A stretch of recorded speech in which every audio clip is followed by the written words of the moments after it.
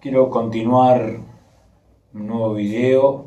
En este caso voy a hablar un poquito de el sujeto y el saber. Primero quiero leerles una definición de qué es la psicología, ¿no? Pues si vamos a hablar del sujeto, una cosa es un sujeto, otra cosa es persona, otra cosa es individuo, otra cosa es personalidad, ¿no? Entonces, en la obra de Lacan, en el psicoanálisis, la palabra sujeto tiene dos o tres acepciones. Nos estamos manejando con la cuestión del sujeto del inconsciente, del sujeto dividido.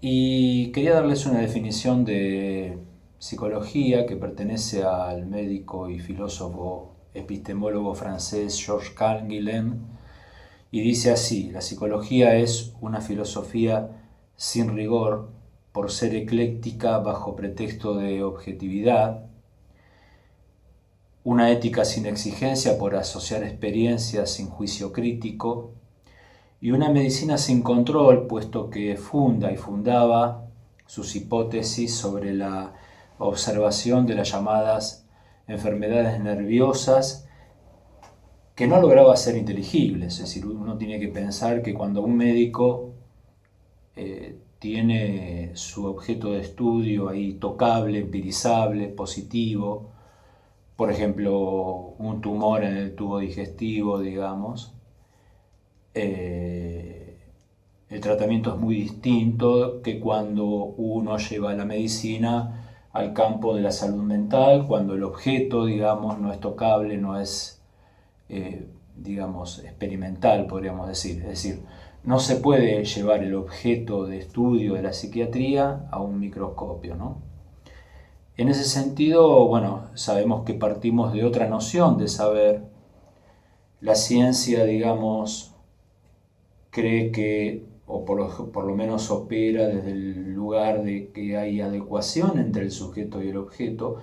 Un sujeto, un científico, puede desde sus conocimientos abordar todo el objeto, digamos, y el psicoanálisis plantea otra cosa, digamos, que entre el sujeto y el objeto hay un resto, es decir, no se puede decir todo el objeto con palabras, y en ese sentido uno podría hacer como un punteo entre, digamos, cómo entiende el sujeto la ciencia y el psicoanálisis, ¿no? Para la ciencia el sujeto es un sujeto universal.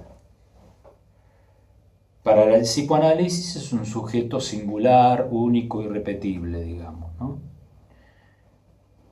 El cual está metido para la ciencia en un orden simbólico completo, por eso decía, se puede decir todo el objeto, y el orden simbólico siempre tiene un punto de falla para el psicoanálisis. Digamos, se aborda ese objeto de estudio en la ciencia a partir de la estrategia, del cálculo, y en el psicoanálisis digamos, prevalece la lógica del acto, ¿no?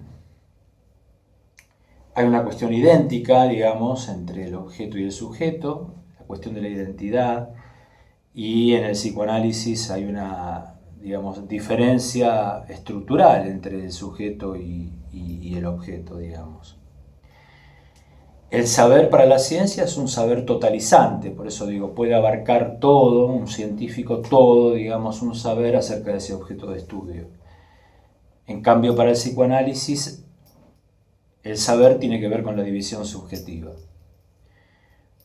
La verdad para la ciencia como adecuación, la verdad para el psicoanálisis como causa. Y respecto de las causas, nosotros veníamos hablando de la sociedad de la depresión o de la depresión en sí. Es como que está de moda hace 2 o 3 décadas, digamos. Los pacientes se definen: soy bipolar, tomo antidepresivo, aparte del antidepresivo, tomo una medicación ansiolítico, digamos, ¿no? Es como que la definición de la depresión ganó terreno respecto del saber psiquiátrico y del psicoanalítico, y bueno, es el signo princeps, digamos, de la entrada del tercer milenio. Pero ¿qué pasa? Esta depresión aparentemente no tiene causas, no así la histeria, que también marcó otra época, que fue la puerta de entrada de Freud al psicoanálisis. Si no hubiese existido la histeria, el psicoanálisis no existiría. Pero ¿qué pasa? Freud ahí, digamos, en ese momento, allí por fines del siglo XIX, se interesaban y se interrogaban por las causas de la histeria, digamos, ¿no? Junto con los psiquiatras franceses, suizos y de la época. Hoy aparentemente, digamos, la depresión no tiene causas, se medicaliza, la gente se entrega al tratamiento, digamos, a través de los químicos, digamos, de los fármacos. Muchas veces, muchos pacientes dicen es preferible eso antes que escucharme hablar o hablar de cosas muy íntimas que me hacen sufrir ante una persona significativa o importante, etcétera, etcétera, que vendría a ser el analista. Por supuesto, hablar en un dispositivo analítico, ¿no? Por un lado la ciencia, el conocimiento, por el lado del psicoanálisis, el saber, por el lado de la ciencia, el error y la equivocación, por el lado del psicoanálisis, el olvido. Recordemos que casi se podría decir que el psicoanálisis es la teoría y la práctica del recuerdo y del olvido, digamos, como si fuesen dos caras de una moneda, el recuerdo y el olvido. Por eso Freud en su momento recuerdos encubridores. Todo recuerdo es encubridor en sí, digamos, ¿no? Hay para la ciencia un recubrimiento, digamos, del objeto de parte del sujeto, que sería el investigador científico. Para el psicoanálisis hay una exclusión, digamos, entre el sujeto y el objeto.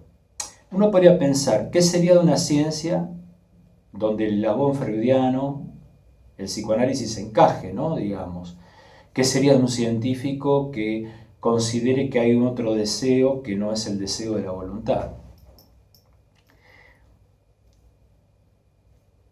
El sujeto, digamos, designa básicamente que está representado, digamos. En otro audio, en otro video que tengo, hablé del aparato psíquico Seixbosa en un primer momento como un aparato representado, digamos, como un psiquismo hecho de representaciones, de marcas, de huellas, marcas y huellas que dejan las escenas y las vivencias que uno va atravesando en la vida, ¿no? Decía, la neurosis, la depresión, digamos, los estados border, que sería la psicosis en otro momento de la medicina, digamos, de la psiquiatría. Hoy, por ejemplo, se plantea la cuestión del panic attack, que es una manera de ayornar la psiquiatría, digamos. La psiquiatría se ayorna, digamos, se acomoda a la época, cuando en realidad no son más que crisis de angustia, digamos, porque lo que prevalece es la angustia, es decir, detrás de toda patología, de todo síntoma, podríamos decir que está la angustia, la sexualidad, la subjetividad, el deseo de cada uno. Es decir, todo síntoma está hecho de palabras. ¿Cuál sería el síntoma por excelencia de la época? Bueno, sentir que me muero, la falta de aire, palpitaciones, que se desfallecen las piernas, etcétera, digamos, ¿no? Y han también extendido, digamos, la noción de ansiedad, cuando la ansiedad se puede entender como la expresión de la angustia en el cuerpo, ¿no? Y en ese punto me parece que sería bueno explayar, digamos, la cuestión hasta, digamos, cuáles son los factores mediáticos, sociológicos. Ustedes saben que por todos los medios se quiere liquidar, digamos, de algún modo el lazo social. Digamos, ya no hay miradas, no hay voces, no hay inquietudes. El sujeto se las tiene que ver con sí mismo en una guerra, digamos, contra ese saber hacer que quiere intentar agarrar, pero que no puede decir. El enemigo ya no se sabe si está dentro, si está afuera, y lo más inmediato es la medicalización. Y en muchos momentos uno sabe que la medicación es funcional a un tramo del tratamiento psicoanalítico, pero no es el objetivo, no es esa brújula que orienta como diagnóstico cualquier, digamos, análisis. En principio quería decirles esto, digamos, hace una diferencia entre el sujeto y el saber. Hay mucho más para decir. Si te gustó, bueno, llegamos hasta acá. Si te gustó el video, dale like, deja tus comentarios y suscríbete al canal. Gracias.